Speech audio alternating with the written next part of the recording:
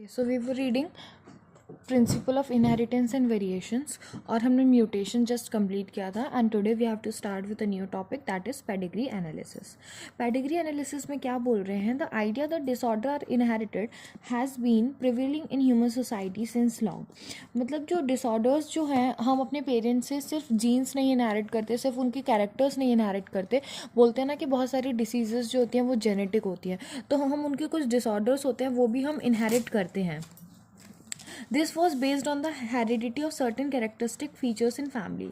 After rediscovery of Mendel work, practice of analysis of inheritance pattern trait in human being began, since it was evident that control crosses that can be perform in P plant. देखो, Mendel ने तो P plant में crosses किए थे, but जो control crosses होते हैं वो हम एक ह्यूमन बींग्स में नहीं कर सकते. ठीक है, मैंडल ने जो पी प्लांट पे जो एक्सपेरिमेंट्स किए थे, इतने सारे क्रॉसेस किए थे, वो यदि हम एक प्रैक्टिकली देखें तो वो ह्यूमन पॉपुलेशन के ऊपर पॉसिबल नहीं है. ठीक है, तो हम क्या करते हैं, ह्यूमन बींग्स के लिए हम उसकी फैमिली हिस्ट्री को स्टडी करते हैं अबाउट इनहेरिटेंस, और उस फैमिली हिस्ट्री को स्टडी करना थ्रू चार्ट्स, उसी को हम क्या बोलते हैं, पेडिग्री एनालिसिस. ठीक है, in the pedigree analysis the inheritance of particular trait, कि एक पर्टिकुलर कैरेक्टर कैसे इनहेरिट कर रहे हैं from parents to offspring, then their offspring and so on. तो कैसे उस चीज़ को इनहेरिट हो रहा है इन पर्टिकुलर जनरेशन, हर एक जनरेशन में ओवर जनरेशन कैसे कोई ट्रेट इनहेरिट हो रहा है उसको हम स्टडी करते हैं, और उसको हम रिप्रेजेंट कैसे करते हैं, एक फैमिली ट्री के थ्रू हम उसको रिप्रेजेंट करते हैं. ठीक है, उसके बाद बोल रहे हैं in human genetics, pedigree study provide a strong tool which utilize to trace the inheritance of specific trait. यदि हमें कोई एक specific trait that is character हमें कोई देखना है, या फिर हमें कोई abnormality देखनी है, या फिर हमें कोई disease देखनी है, तो वो कैसे आपके पेरेंट्स या ऑफस्प्रिंग में ट्रांसमिट हो रही है, तो हम उसका एक अच्छे से स्टडी कर सकते हैं थ्रू पेडिग्री एनालिसिस. ठीक है, उसके बाद बोल रहे हैं as you have studied in this chapter each and every feature, हर एक फीचर आपका कौन कंट्रोल कर रहा है, इज कंट्रोल बाय वन और अदर जीन्स कंट्रोल कर रहे हैं, और जीन्स कहाँ लोकेटेड होते हैं, आपके डीएनए पर लोकेटेड होते हैं. ठीक है, उसके बाद बोल रहे हैं इन chromosome, DNA is the carrier of the genetic information. तो जेनेटिक इन्फॉर्मेशन का कैरियर कौन हो गया, आपका डीएनए हो गया. It is has transmitted over one generation to another without any changes और अल्टरनेशन. ठीक है, कोई अल्टरनेशन नहीं होता उसमें, वो एज इट इज ट्रांसफर होता है.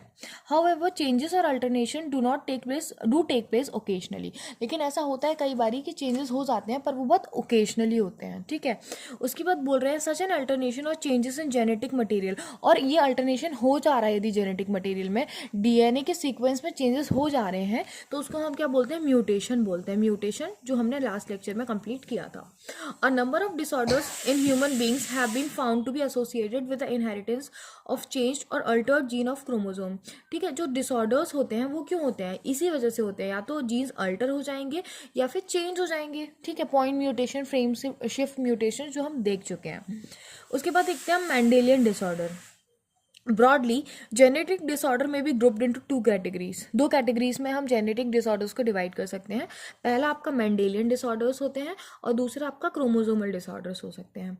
जो मेंडेलियन डिसऑर्डर होते हैं वो जनरली क्यों होते हैं, डिटरमाइंड बाय द अल्टरनेशन और म्यूटेशन इन सिंगल जीन. एक सिंगल जीन में कुछ चेंजेस होगा तो उसको हम बोलते हैं मेंडेलियन डिसऑर्डर. उसके बाद बोल रहे हैं these disorder are transmitted to the offspring on the same line as we have studied in the principle of inheritance. तो जो सेम लाइन के ऑफस्प्रिंग्स होंगे उनमें कौन से, मेंडेलियन डिसऑर्डर्स. ठीक है, उसके बाद बोल रहे हैं the pattern of inheritance of such Mendelian disorder can be traced by family pedigree analysis. तो मेंडेलियन जो डिसऑर्डर्स होते हैं उनको हम कैसे ट्रेस कर सकते हैं, एक फैमिली के अंदर through pedigree analysis.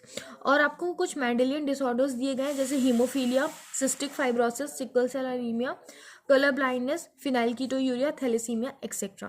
It is important to mention that such Mendelian disorders may be, जो मेंडेलियन डिसऑर्डर्स होते हैं वो डोमिनेंट भी हो सकते हैं और रेसेसिव भी हो सकते हैं.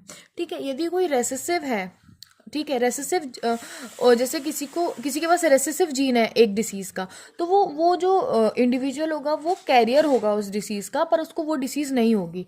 लेकिन यदि उसके पास डोमिनेंट जीन है उस डिसीज़ का तो उसको वो डिसीज़ होगी. ठीक है, उसके बाद बोल रहे हैं by pedigree analysis one can easily understand whether the trait is question is dominant और रेसेसिव। और हम एक पेडिग्री के थ्रू पता कर सकते हैं कि ये डिसीज जो है वो डोमिनेंट है या रेसेसिव है। सिमिलरली द ट्रेड में भी link to the sex chromosome, sex chromosome से भी आपके कोई लिंक हो सकता है वो जीन जो डिसीज है, जैसे कि हीमोफीलिया, जो हीमोफीलिया का जो जीन होता है वो सेक्स लिंक्ड होता है, तो सेक्स क्रोमोसोम पे वो उसका जीन होता है हीमोफीलिया का।